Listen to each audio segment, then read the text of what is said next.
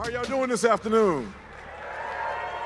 Boy, I tell you, y'all have no idea how grateful I am and how excited I am to be in a room full of sane people. Now, some of you guys may be on social media like I am, and you can see the lunatics. They're still saying I'm getting paid $7,000 per post. So if anybody in here know the hookup, can you hook a brother up and get me $7,000 per post, please?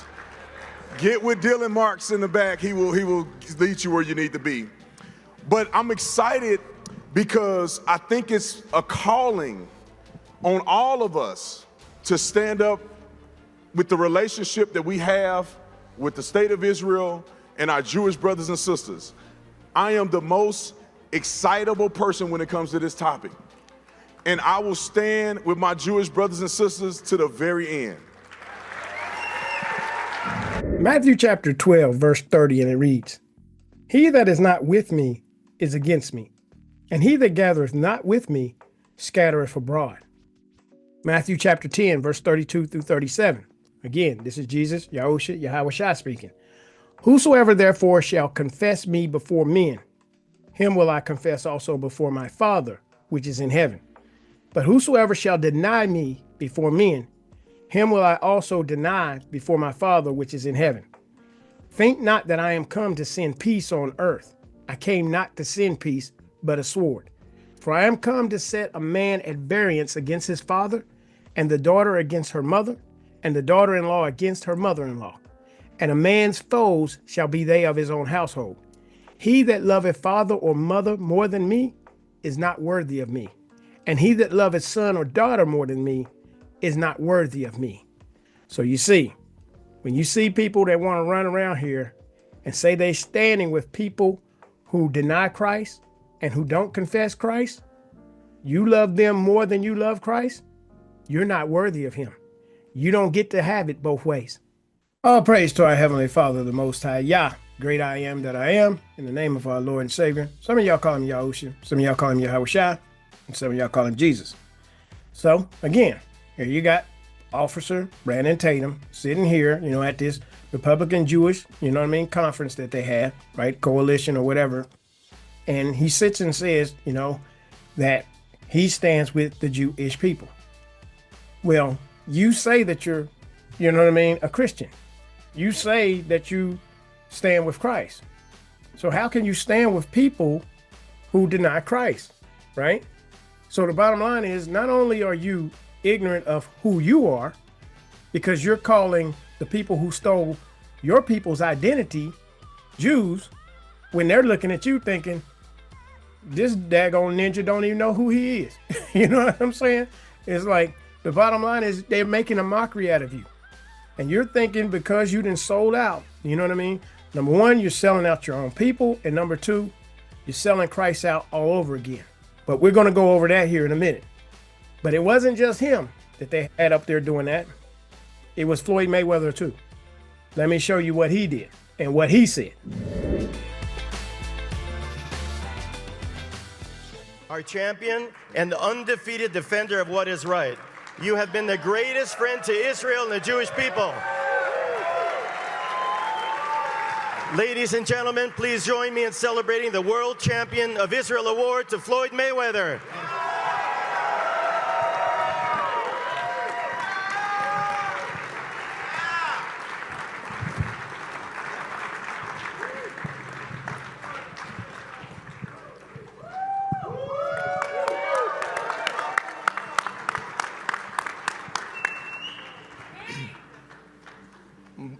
Bobby, first I want to say thank you. You've been nothing but a father-like figure, a gentleman, a big brother, and a special person. Jonah.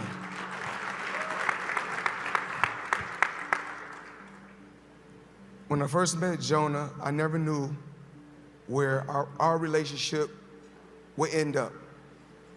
But you have always been a stand-up person, a great guy, a great friend, and a brother that can never be replaced. And like I said before, I'm not with you guys 10%, 50%. I will always be the voice for the people in Israel. I will always stand behind the country of Israel, the one and only Floyd Money Mayweather in Israel. I will always be here for you guys when you guys don't have a voice.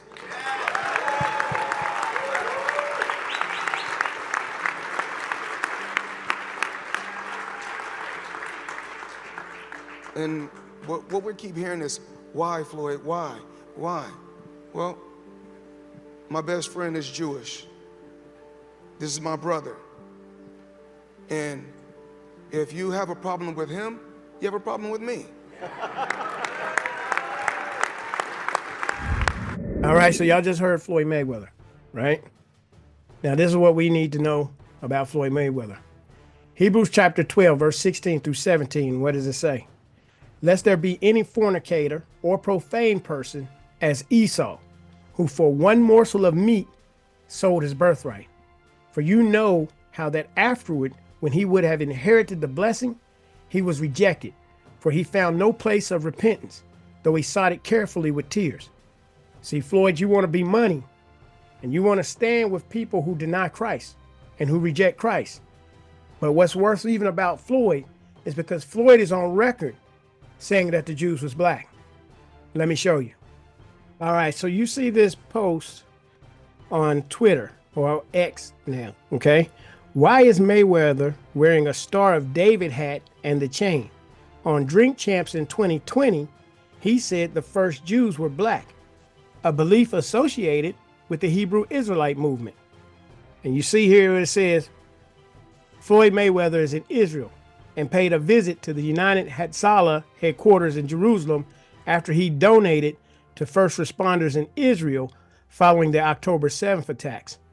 But now I want y'all to see it for yourself in 2020, what he said about the Jews being black.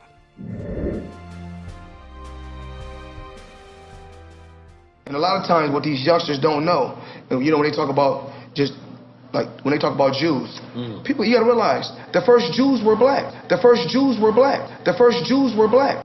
The first Jews were black. Jews. Yes. Not Israelites. Jews. The Jews. Yeah. The Jews. Jews were black. Right. Wow.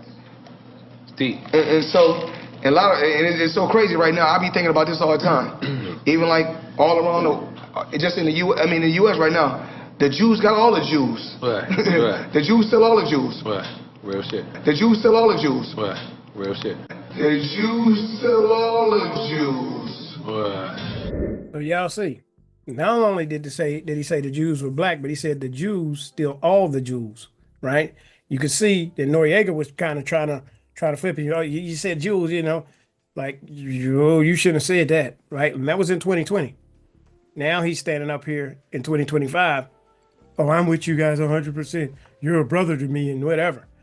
Your brother is the very one who's taking your identity and your people's identity, right? And now you're sitting up here because I had another viewer in that video where I just put this clip in there in the other video. I had a viewer send me a link that Mayweather had been in a lot of financial problems. You know what I'm saying? And himself, you know what I mean, caught up with taxes and all this type of stuff. Yeah, and they probably, you know, after he said that in 2020, they probably came and knocked on his door, right? Say, we'll take everything you got. You know what I'm saying? And now you see, you love your life. You know what I'm saying? You lose your life. You see what I mean? That's what Christ had always told us. But see, we come from a people, we know what it is for people to be sold out. You know what I mean? We know that from slavery and all the stories of how, you know what I mean, you would have a slave that would go in here and do master's bidding, you know, and turn his back on his people. But this is nothing new because this is exactly what happened with Jesus. So now I want to take, before we continue on down this road, I want to take the rest of this video where you're going to see what was done to Jesus, why the punishment happened on the rest of us, and why we've been in this situation ever since, right? This ain't nothing new under the sun with them going and giving us leaders who are going to try to sell us out. But let's go and let's check this out and we're going to go to scripture. All right, so now we're going to pick this up, John chapter 11, and now we're going to talk about the ultimate betrayal, okay? What Jesus went through. This is why you need to know the gospel, and y'all know what we do here. We get into the word. So John chapter 11, now a certain man was sick named Lazarus of Bethany, the town of Mary and her sister Martha. It was that Mary which anointed the Lord with ointment and wiped his feet with her hair, whose brother Lazarus was sick. Therefore his sister sent unto him, saying, Lord, behold, he whom thou lovest is sick. When Jesus heard that, he said, This sickness is not unto death, but for the glory of God, that the Son of God might be glorified thereby. Right? Now Jesus loved Martha and her sister and Lazarus. When he had heard therefore that he was sick, he abode 2 days still in the same place where he was. So he didn't come immediately. He didn't come rushing, because he knew this something bigger is getting ready to be done here, right? Verse 7, Then after that saith he to his disciples, Let us go into Judea again. His disciples say unto him, Master, the Jews of late sought to stone thee, and goest thou thither again? Jesus answers, Are there not 12 hours in the day? If any man walk in the day, he stumbleth not, because he seeth the light of this world. But if a man walk in the night, he stumbleth, because there is no light in him. These things said he, and after that he saith unto them, Our friend Lazarus sleepeth, but I go that I may awake him out of sleep. Then said his disciples, Lord, if he sleep, he shall do well. Howbeit Jesus spake of his death, but they thought that he had spoken of taking of rest in his sleep. Then said Jesus unto them plainly, Lazarus is dead. And I am glad for your sakes that I was not there, to the intent you may believe. Nevertheless, let us go unto him. So you see, the reason why Jesus stayed there 2 days when he heard is because we're getting ready to do something bigger here. If I would have been here and then he died, that would have made y'all doubt.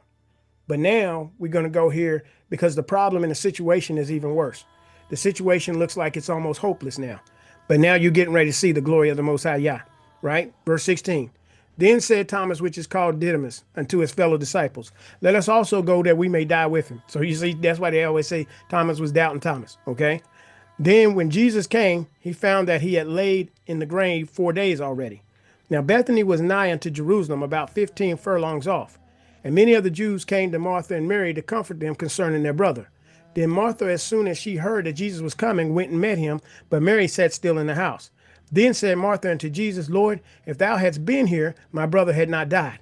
So you see, they were expecting that if he would have came, then you know what I mean, you could have healed him, right? They were willing to believe that. But what happens if Jesus is there and then he still dies, right? But I know that even now, whatsoever thou wilt ask of God, God will give it thee. Jesus said unto her, Thy brother shall rise again. Martha said unto him, I know that he will rise again in the resurrection at the last day.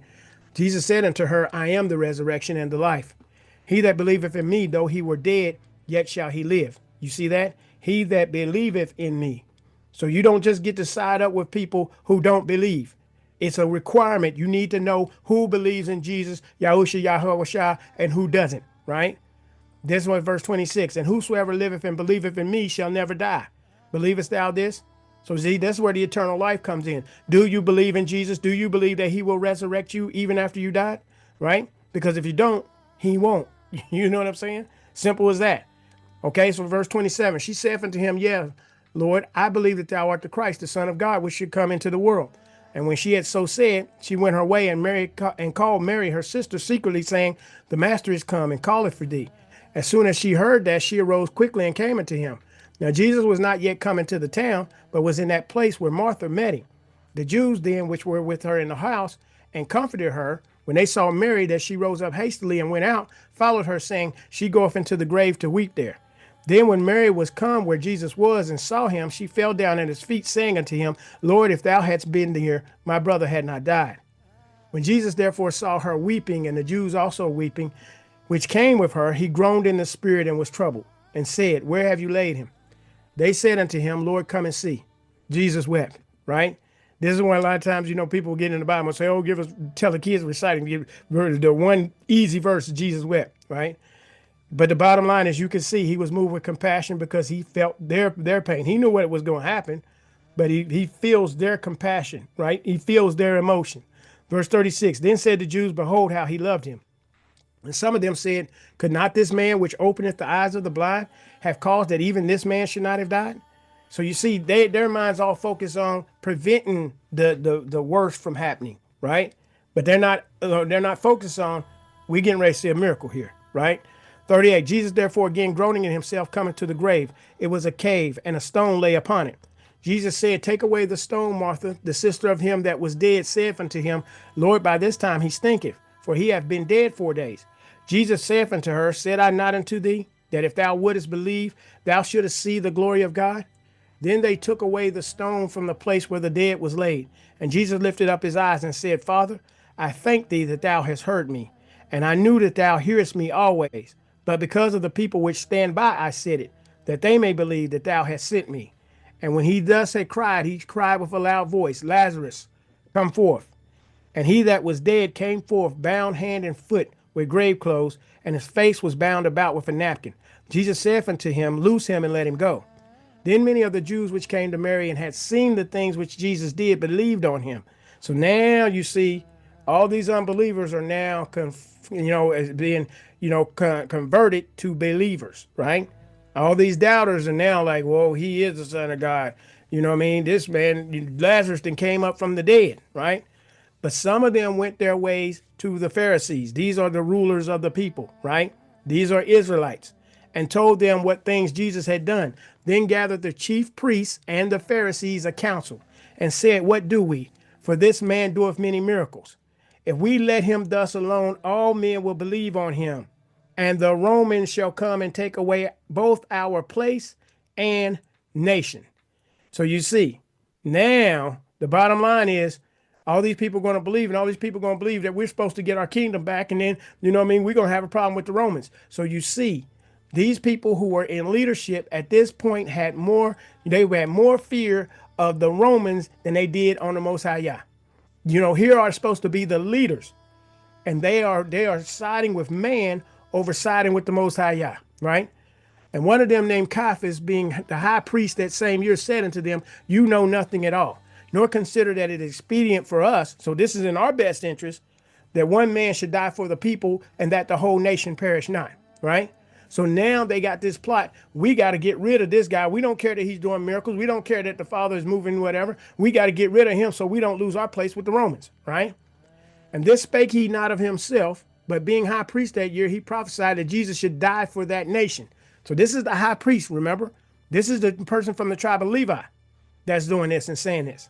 And not for that nation only, but that also he should gather together in one the children of God that were scattered abroad. Then from that day forth, they took counsel together for to put him to death. Jesus therefore walked no more openly among the Jews, but went thence unto a country near to the wilderness, into a city called Ephraim, and there continued with his disciples. And the Jews' Passover was nigh at hand, and many went out of the country up to Jerusalem before the Passover to purify themselves. Then sought they for Jesus, and spake among themselves as they stood in the temple, what think you, that he will not come to the feast? Now both the chief priests and the Pharisees had given a commandment that if any man knew where he were, he should show it, that they might take him. So you see, now Jesus done this great big miracle for everybody to believe. And now these people who are in power have got to try to suppress the movement. So the bottom line is now they are looking for somebody that they can move through so they can go and try to kill him. Now you see the plot, the conspiracy, you know what I'm saying? And the betrayal is now about to happen because he did a great work. You know what I'm saying? The Most High Yah used him to do a great work to raise up Lazarus from the dead. So something good ended up being something bad for him, but really it was good for everybody that would believe on him, to this day. Matthew chapter 27, verse 1 through 37. And what does it say? When the morning was come, all the chief priests and elders of the people took counsel against Jesus to put him to death. So this is what we just see. Now we see why they wanted to put him to death. And when they had bound him, they led him away and delivered him to Pontius Pilate, the governor. Then Judas, which had betrayed him, so basically for money, Judas sold out Jesus for 30 pieces of silver. So he was the weak link. But Jesus always knew from day one. He said, haven't I chose 12 of you and one of you have a devil? So he already knew who the devil was amongst him. But he still allowed him to walk with him because he knew that this had to be done, right? He was the Lamb of God who had to be sacrificed for the sins of the world, right? Verse 3, then Judas, which had betrayed him, when he saw that he was condemned, repented himself and brought again the 30 pieces of silver to the chief priests and elders, saying, I have sinned in that I have betrayed the innocent blood. And they said, what is that to us? See thou to that, right? So they don't even want their money back because they wanted him dead anyway. It wasn't even about the money. They didn't care nothing about the money. They wanted him out the way so that they could have their friendship with the Romans, right? With the oppressors, right? Verse 5, and he cast down the pieces of silver in the temple and departed and went and hanged himself.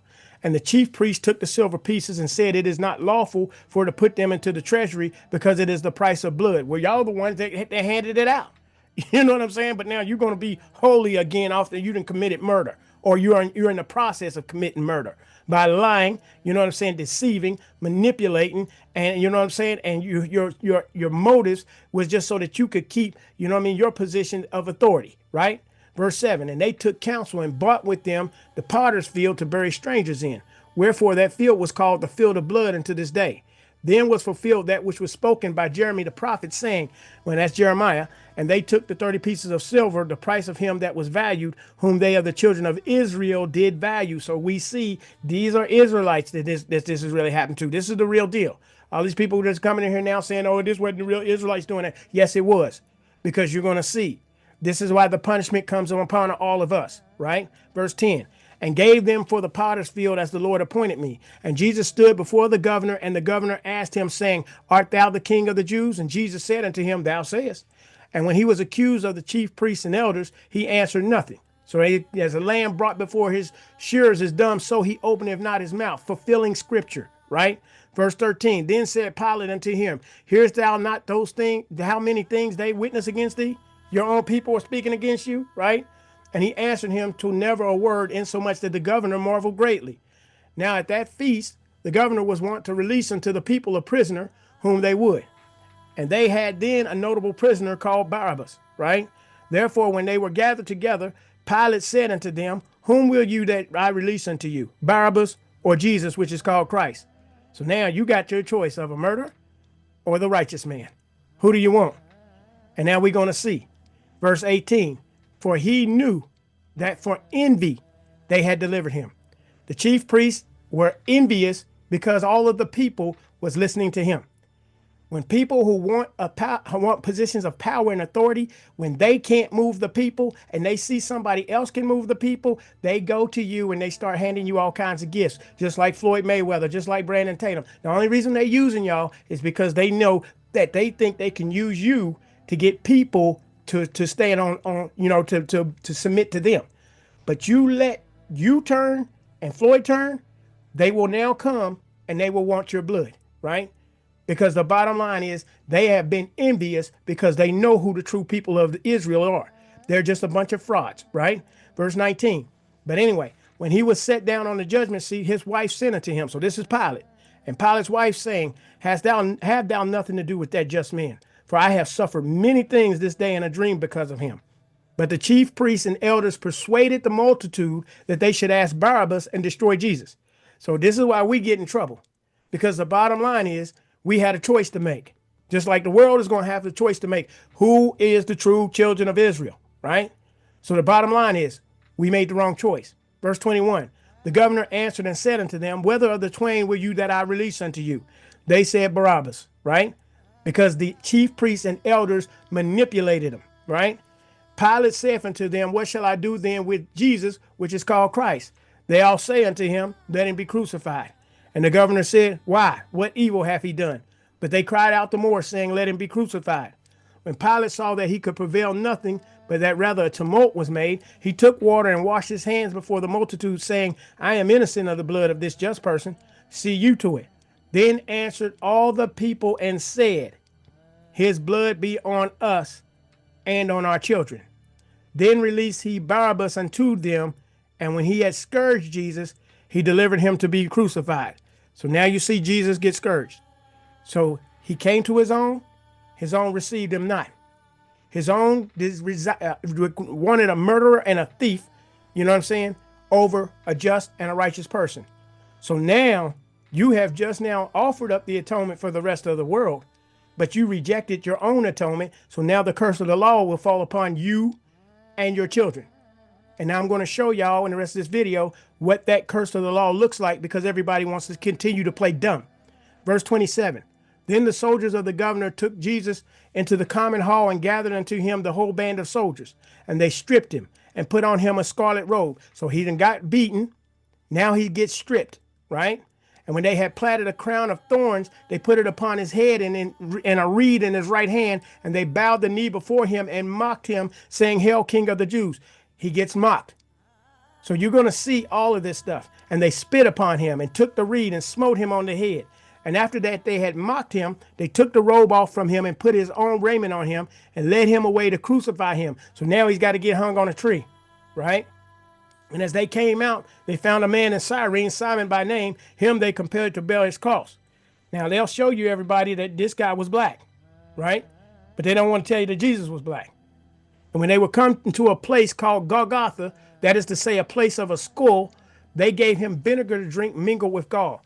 And when he had tasted thereof, he would not drink. And they crucified him and parted his garments, casting lots that it might be fulfilled, which was spoken by the prophet. They parted my garments among them, and upon my vesture did they cast lots. And sitting down, they watched him there, and set up over his head his accusation written, This is Jesus, the King of the Jews. And to this day, they still mock. So now y'all see the betrayal and the cause of the betrayal, right? But you also see his blood be upon us and our children. So now, the rest of the video, let's see what that blood is, because now you've entered into the curse of the law, right? Now you got the curse of the law on you. And no matter where you flee to, because remember, Jesus tells him before he's crucified, y'all see Jerusalem surrounded. You better pack up and you better get out of here. Because y'all, some of you are going to die by the sword, some of you are going to be killed, and others of you, you're going into captivity worldwide. Now let's go to the next clip. For an increasing number of black Americans today is what American history is all about. The process of slavery began in Africa. The slave trade was very rewarding. New Englanders made quick fortunes, and African profiteers who were not exactly soul brothers sometimes helped them. A black captive was marched overland to the west coast of Africa, where a molten branding iron gave him a new, instant identity. It was found that if you strip a man of his culture, prevent him from learning a new one, and separate him from his family, it does not take him too long to start feeling like a commodity. The West's naval architects competed to design slave ships where more men could be packed into less space. Gustavus Vasa was a slave who later bought his freedom. A reading from his diary recalls his abduction in 1756. The sight of the ship filled me with terror when I was carried on board. I was put down under the decks, and there, with the loathsomeness of the stench and crying together, I became so sick and low that I was not able to eat. 2 of the white men offered me eatables, and on my refusing to eat, one of them held me fast by the hands while the other flogged me severely. The closeness of the place and the heat added to the number in the ship, which was so crowded that each had scarcely room to turn himself, almost suffocated us. The air soon became unfit for respiration from a variety of loathsome smells, and brought on a sickness among the slaves. Luke chapter 21, verse 20 through 24. Remember, his blood be upon us and our children. Verse 20, it says, And when you shall see Jerusalem compassed with army, this is what Christ said, right? Then know that the desolation thereof is nigh. Then let them which are in Judea, right? The whole province, y'all better flee to the mountains. And let them which are in the midst of it depart out. And let not them that are in the countries enter thereinto. For these be the days of vengeance, that all things which are written may be fulfilled. But woe unto them that are with child, and to them that give suck in those days. For there shall be great distress in the land, and wrath upon this people. So you remember, his blood be upon us and our children. So now you got wrath on you. Verse 24, and they shall fall by the edge of the sword, and shall be led away captive into all nations. So you ain't just going to walk around here and become the head of all these other businesses and be able to, fund politicians and all that. No, you're going into captivity, and you're going to be the borrower. You're not going to be the lender. You're going to be the tail. You're not going to be the head, right? And Jerusalem shall be trodden down of the Gentiles until the times of the Gentiles be fulfilled. Well, who came down there? The Romans. Right? They were the ones that destroyed Jerusalem in AD 70. And when they came down there, the people fled. Where did they flee to? They fled into Africa. All right, so you see, what's that written on the slave coast? The kingdom of Judah. Right there in the west coast of Africa. All right, still not convinced? What does it say here? Yemen Jews and Phalasha, Berber, Moorish, and Negro Jews, right? The names in red in the northern Sahara are oases in which some Berber Judaism survives. It is estimated about 15,000 Jews are scattered through the interior, right? So they told you there was Negro Jews. Right here where you see Levite cities, Beni Ephraim, right? The Dahomey Jews. All this is on the west coast of Africa, the slave coast. You see? All this red shows you where the children of Judah, the southern kingdom, start fleeing into Africa. Not to mention some of those who were in the northern kingdom who may have fled as well. But we see they have known this the whole time. What distinguishes slavery in Africa from Atlantic slavery is race. Europeans set in motion a system of slavery that was predicated on the idea that certain people were marked as enslavable. We've learned a great deal about the Middle Passage in the last 40 years or so. The volume of the trade involved the removal of about 12.5 million people from the African continent. The Middle Passage was the middle leg of a voyage that starts in Europe. The first passage is from Europe to Africa. The Middle Passage is the journey from Africa to America. And then the third passage is the journey back from America to Europe.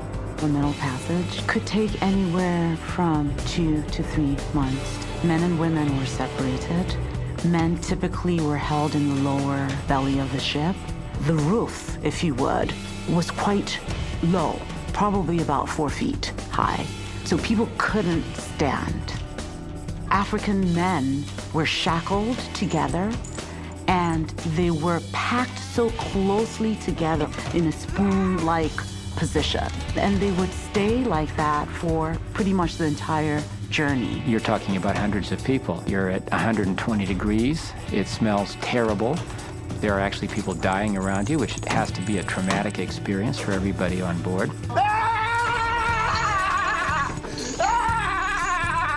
Maybe 10% of voyages, we know there was some attempt to rise up, to kill the crew, to try to turn the boat around, to change their destinies.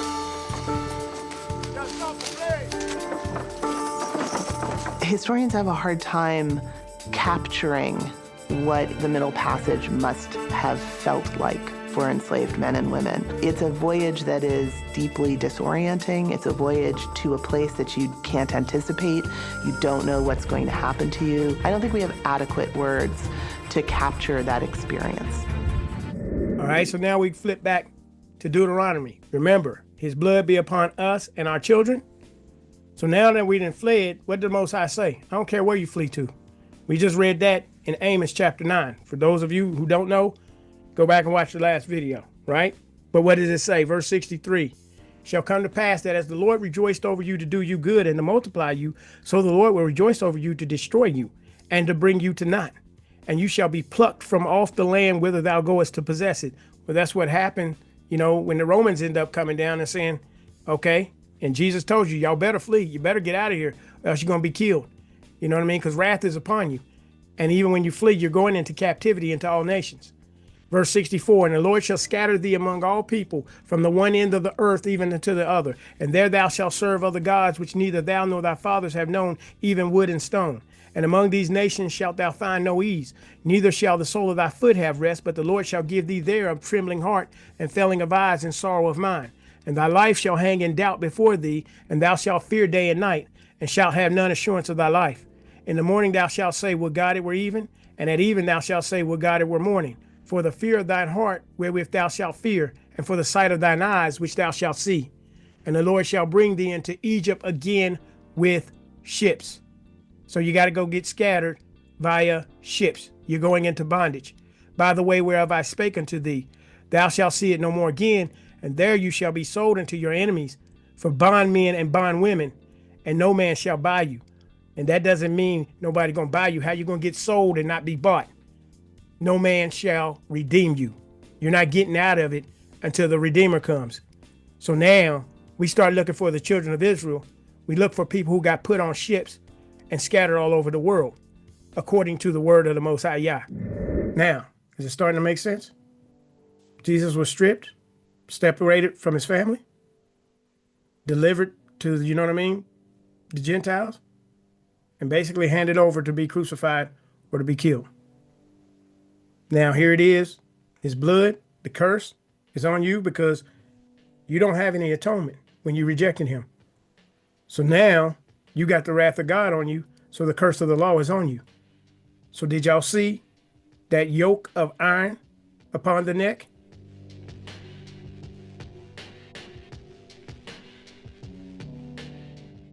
Well, ain't that what's supposed to happen to the children of Israel? Let's go to scripture. All right, so we pick it up, Deuteronomy chapter 28. Remember, Jesus said, great wrath is going to be on this people. So what happens when you got great wrath on you? Moreover, all these curses shall come upon thee, and shall pursue thee, and overtake thee, till thou be destroyed. Because thou hearkenest not unto the voice of the Lord thy God, to keep his commandments and his statutes which he commanded thee. And they shall be upon thee for a sign and for a wonder, and upon thy seed forever. So these curses are going to tell you who you are and why you're being punished.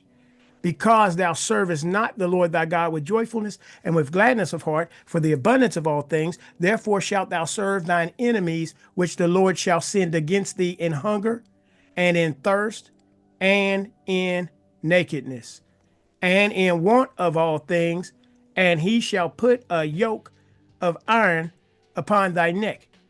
So didn't y'all just now see that in that clip? Until he have destroyed thee.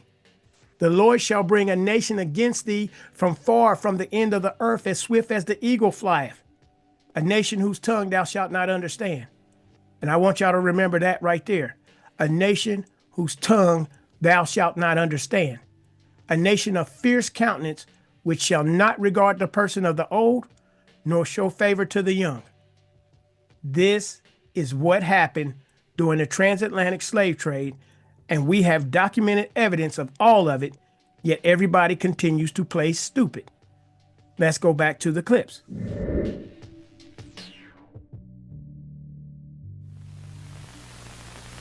When they reached America, slaves found auction blocks waiting for them.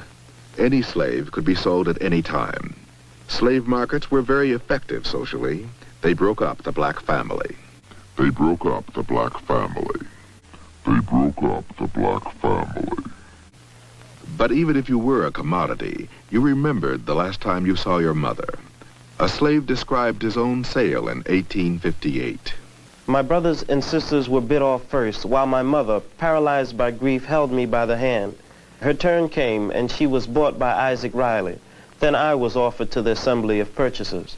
My mother pushed through the crowd to the spot where Riley was standing. She fell at his feet, entreating him to buy her baby as well as herself and spare her one child at least. Can it be believed that this man was capable of disengaging himself from her with such violent blows and kicks as to reduce her to creeping out of his reach? I was then 5 years old. The black family was broke up. Deuteronomy chapter 28, verse 28 through 33.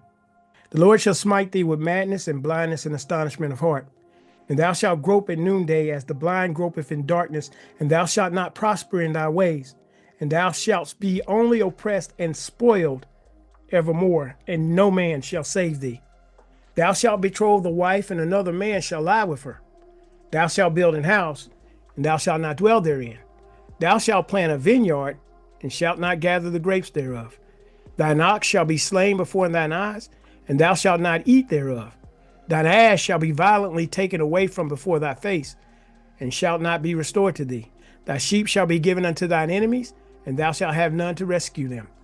Thy sons and thy daughters shall be given unto another people, and thine eyes shall look and fail with longing for them all the day long, and there shall be no might in thine hand. the fruit of thy land, and all thy labors shall a nation which thou knowest not eat up, and thou shalt be only oppressed and crushed always. Joel chapter 3, verse 1 through 8. For behold, in those days and in that time, when I shall bring again the captivity of Judah and Jerusalem, I will also gather all nations, and will bring them down into the valley of Jehoshaphat, and will plead with them there for my people and for my heritage Israel, whom they have scattered among the nations, and parted my land. And they have cast lots for my people, and have given a boy for an harlot, and sold a girl for wine that they might drink. Yeah, and what have you to do with me, O Tyre and Zidon, and all the coasts of Palestine? Will you render me a recompense? And if you recompense me swiftly and speedily, will I return your recompense upon your own head? Because you have taken my silver and my gold, and have carried into your temples my goodly pleasant things. So see, the problem is they thought that they were just going to do this to anybody, but you put your hands on the children of Israel. Verse 6, the children also of Judah and the children of Jerusalem. What did Jesus tell us, right? Have you sold unto the Grecians, that you might remove them far from their border. Well, guess who practiced Grecian democracy, right? People who are like the Greeks, America, right? That you might remove them far from their border. Behold, I will raise them out of the place whither you have sold them, and will return your recompense upon your own head. And I will sell your sons and your daughters into the hand of the children of Judah, and they shall sell them to the Sabaeans, to a people far off, for the Lord hath spoken it. Let's go back to the clips. 20 Africans were landed in America in 1619, 1 year before the Mayflower.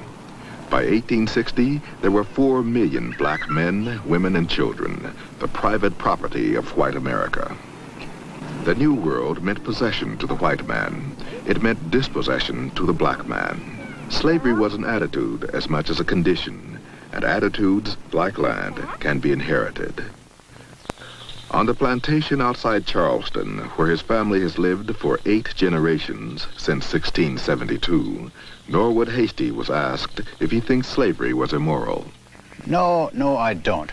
Because when a slave came from Africa, he couldn't speak the language. When a slave came from Africa, he couldn't speak the language. When a slave came from Africa, he couldn't speak the language.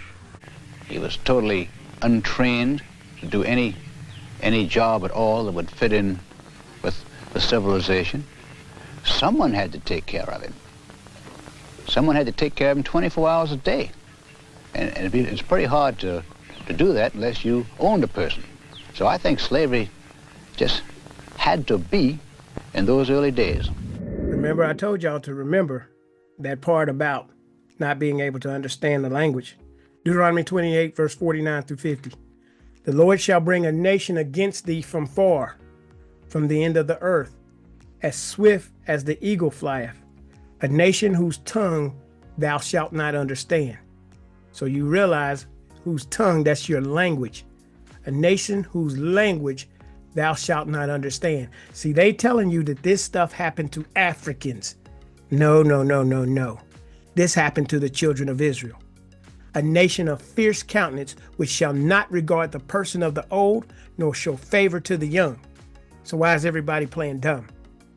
This tells you that the Bible is true. And this tells you that these so-called African Americans are the true children of Israel. Let's go back to the clip.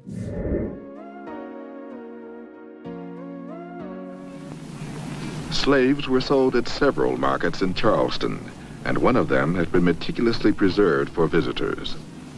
Recently, a biracial committee was formed, and it has worked hard to build a new link between whites and blacks. So you see, there ain't no denying it because we got it all on video, right? The slave markets were still right there in South Carolina, right? But see, they tell you it was blacks and whites, but they don't tell you it was Jewish people buying the true children of Israel. They don't tell you that. Let's go back to the clips. At the Okeechobee labor camp, while families were preparing to move north, there was still some work in the bean fields. Children, as usual, were left to fend for themselves. Jerome, how old are you? 9. 9. Do you go to school? Yes. Where do you go to school, Jerome? At the Okeechobee Elementary School. I see. What is your sister's name? Lois. That's Lois. And what are your other sisters' names? Catherine. And Beulah. Catherine and Beulah. What happened to your foot, Jerome? Dig a nail in out there by the wash house. So you drove a nail in out by the wash house. What did your mother do for that? She put some alcohol on it. Where do you sleep, Jerome? In this bed. You have this big bed? Yes. What happened? How did you get that hole in that bed there, Jerome? The rats. The what? Rats. Now, Jerome, you are taking care of Kathy, of Beulah, and Lois. Yes. Now, are you going to give them lunch today? Yes. What are you going to feed them? I don't know. Do you have any food here to give them? Yes. I see. What time does your mother come home? I don't know. The following day, Aline King, the mother of Jerome, Kathy, Lois, and Beulah, again was picking beans. Aileen King, I saw your children yesterday at the Okeechobee camp. Why didn't you put them in the nursery? I don't make enough to pay for it. How much does it cost to put them in? 85 cents. 85 cents. That's right. Aileen, what time did you come out the field this morning? 6 o'clock. What time would you get home? About 3:30, 4 o'clock. 6 this morning to 4 o'clock this afternoon. That's right. How much did you earn? $1. $1? That's right. $1. Is that because the beans were of poor quality? That's right. Has this happened before? That's right. How much will your food cost you today? About $2. Aileen, how old are you? 29. How many children do you have? 14. How old were you when you first started working in the fields? 8. You've been working 21 years in the fields? That's right. Aileen, do you ever think you'll be able to get out of this kind of work? No, sir. 29 years old, 14 children, getting up at 6 in the morning and coming home 4 in the afternoon for $1 a day. Now, keep in mind, she said that she really needed $2 a day to feed everybody. Not a man nowhere in sight, because they was using her to breed, to make, babies so that they could have more slaves to get out there in the field. She's out there in the field at 8 years old, working, 29 with 14 children. So you think about it, she couldn't really start producing children until she was 13. So you see, in 16 years, she was having a child every year, right? And they sit here and want to tell us about the Jewish people and their suffering when they were the ones that were owning slave plantations, slave ships, and everything else. And then they want us to stand up here and say, we support them after what they did to us and our ancestors. Let's go back to the clips.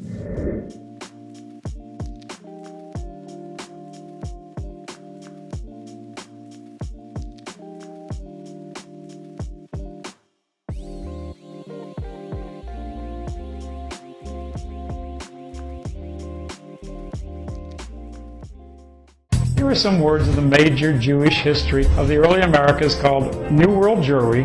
It's by S.B. Liebman and the American Jewish Historical Society. He wrote about those who owned and manned the ships. Quote, they came with ships carrying African blacks to be sold as slaves. The traffic in slaves was a royal monopoly, and the Jews were often appointed as agents for the crown in their sale. They, the Jews, were the largest ship chandlers in the entire Caribbean region, where the shipping business was mainly a Jewish enterprise. The ships were not only owned by Jews, but were manned by Jewish crews and sailed under the command of Jewish captains. Now here's how I came to discuss the Jewish slave trade on Black Perspectives in the News on PBS. In the late 60s, I became acquainted with a slave trade researcher by the name of Walter White. He wrote a short booklet called Who Brought the Slaves to America? I contacted him and began doing my own research into the slave trade. I read all the official Jewish histories pertaining to it. I've followed the issue for over 25 years now, scanning official Jewish general histories on the subject, and often those histories were published by Jewish historical societies and groups. These were histories written by Jews for Jews, and here's some direct quotes from leading Jewish historians writing about the African slave trade. Prominent Jewish historian Mark Raphael, in his book Jews and Judaism in the United States, a documentary history, wrote, quote, Jewish merchants played a major role in the slave trade. In fact, in all the American colonies, whether French, Martinique, British, or Dutch, Jewish merchants frequently dominated.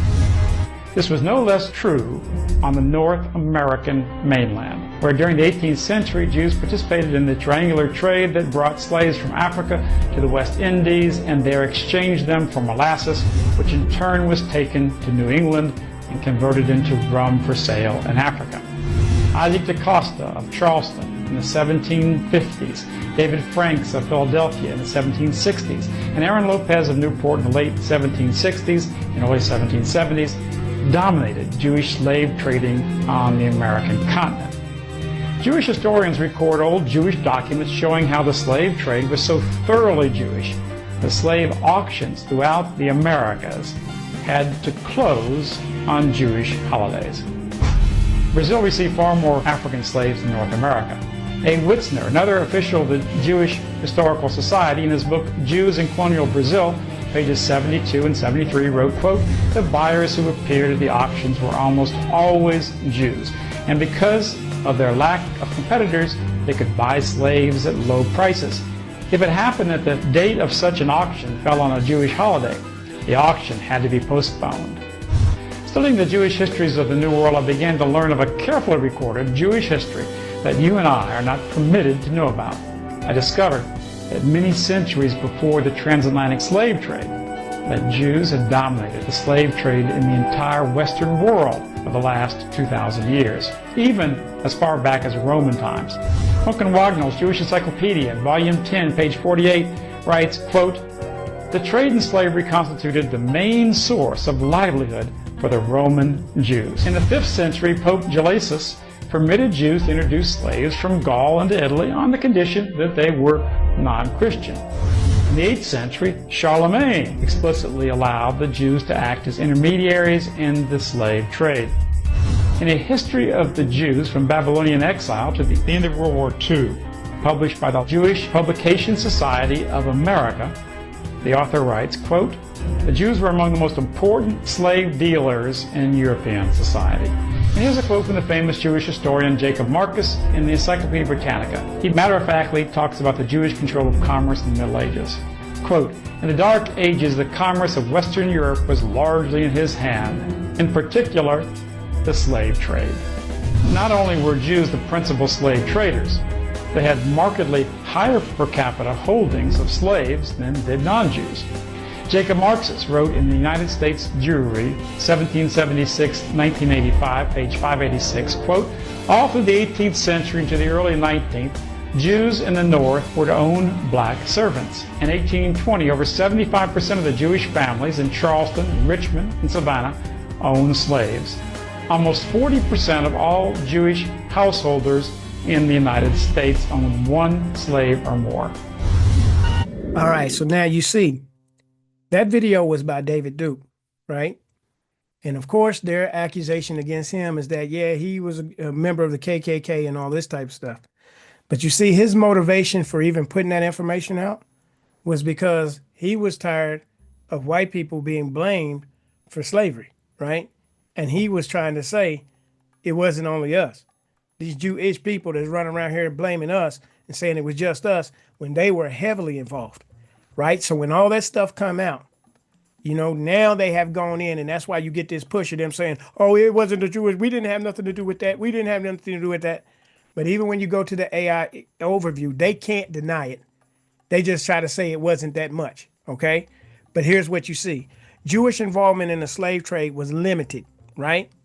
And Jews were not disproportionately represented as slave owners or traders compared to other groups. Though some individuals and families participated, particularly in certain regions like the Caribbean and South America, historical evidence shows that Jewish participation in the Atlantic slave trade was marginal, accounting for a very small percentage of the total trade. And while individual Jews did own slaves, their numbers were far lower than those of their non-Jewish neighbors. So you see, it became a blame game. Yeah, it wasn't all, we didn't have that much to do with it. But here's the deal. How can you be kicked out and scattered all over the world and be under the curse of the law, and yet you're involved in slave trade? If anything, if you're the true children of Israel, you're supposed to be the person, as I've shown y'all in Deuteronomy, who were the slaves. You're the one who was supposed to be scattered. All that stuff was supposed to happen to you, but it didn't. And we see who it happened to. And yet everybody still wants to play stuck on stupid. Now, what you see here, this book was put out by the Nation of Islam, right? Because they also wanted to put it out here. But now, keep in mind, the Arab slave trade, they were just as much involved in it. Islam, you know what I mean? Slave, got the children of Israel in Africa, and they done a whole bunch of stuff over there in the East, okay? But as far as the Nation of Islam putting this out here, and they have it documented. As you can see, all through here, you see different newspaper articles, right, of Jewish people selling slaves, right? So it's undeniable. Those are newspaper articles that they just clipped and copied them and put it all in a book. So it's all throughout, you know what I mean, that they were heavily involved. And yet here you got Floyd Mayweather, and you got, you know what I'm saying, Officer Tatum running around here talking about they stand with the Jewish people, right? You have been deceived, and the people who have stolen your identity are still using you as a puppet.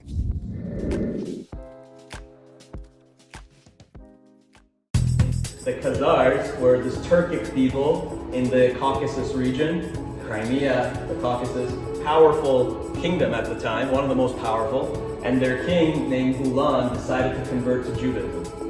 So he wanted a new religion for his growing empire, and paganism wasn't working, and he was looking to the Christian Europe to the west and the Muslims to the south, and he said, we need something like this. It's a binding monotheistic religion to bring us together. And according to the legend, he invited a Muslim, an imam and a priest and a rabbi and said, okay, sell me your religion, I'm gonna pick one. And according to the legend, the Jew won, of course. So King Bulan converted the whole kingdom to Judaism. We have a Khazarian empire that at one point went over, there we go, into the northern part of India. And we know this, that in spite of the formalities that said that the old Khazarian empire ended in this area here, we know it extended over as far as this boundary here. The cultural work for the Chinese is called The Journey to the West. Really, it's a cool book. Jackie Chan's made several movies about the central characters in that book. All Westerners should read it if you want to understand the Chinese mind. Even in Journey to the West, there are aspects to this little story here. The Chinese had this phrase, this expression, that you had to watch out for the name stealers. We have that same expression arising from Europe in 800 AD. That was when it was written down in 800 AD. It was written down in Europe.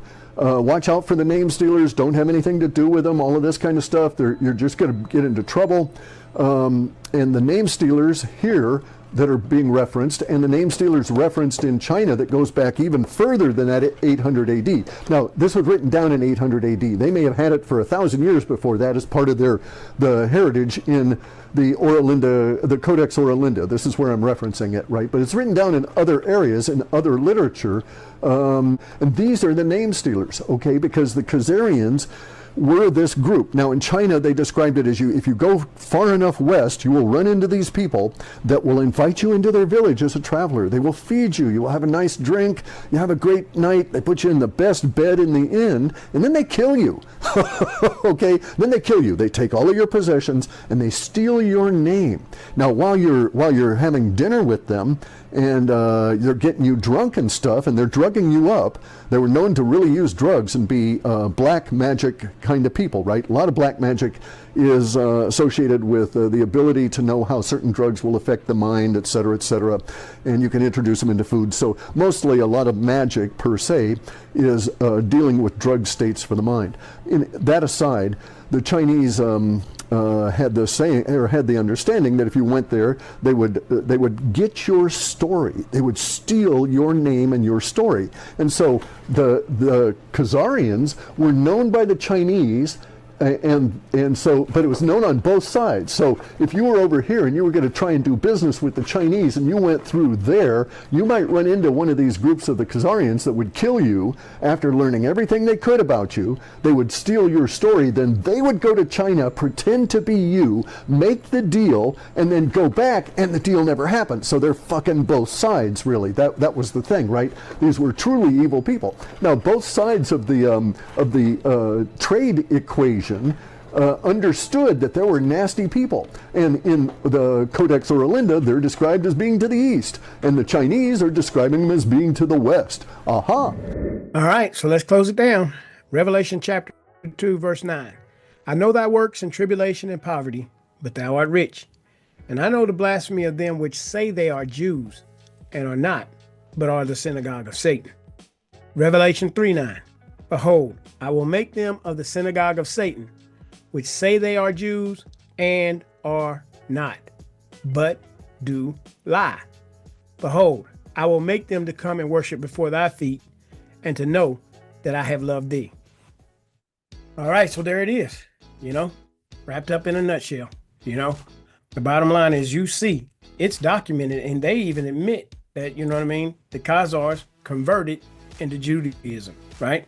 This is where you get the Ashkenazi Jews from, right? The bottom line is, but what did we see in the other clip? The name stealers, right there in that region. And what did he say? They change names, but they will take your story, take your identity, you know what I'm saying? And then try to kill you. The only reason they wanted somebody else to kill us, right? They try to get us sold to somebody else, then tell all these people that we was just African slaves and all this type of stuff. You know what I mean? Which is how they basically deceived all of these Christians, right? But the bottom line is, here we are. Now we know. Now they're busted. Now they're sending out all kinds of Hasbara agents, propaganda, and all this type, because everybody's on their head now, right? So you see, the Most High is moving. He's waking up the true children of Israel for his holy name's sake, because he's not going to let these liars make him look vain. So now that you know who the true children of Israel are, right? It ain't hard to see how true the Bible is. So for, Brandon Tatum and Floyd Mayweather, y'all better repent. And I mean, you better repent fast, okay? With that being said, once again, thank y'all for watching. Till we meet again, Most High bless you. Shalom.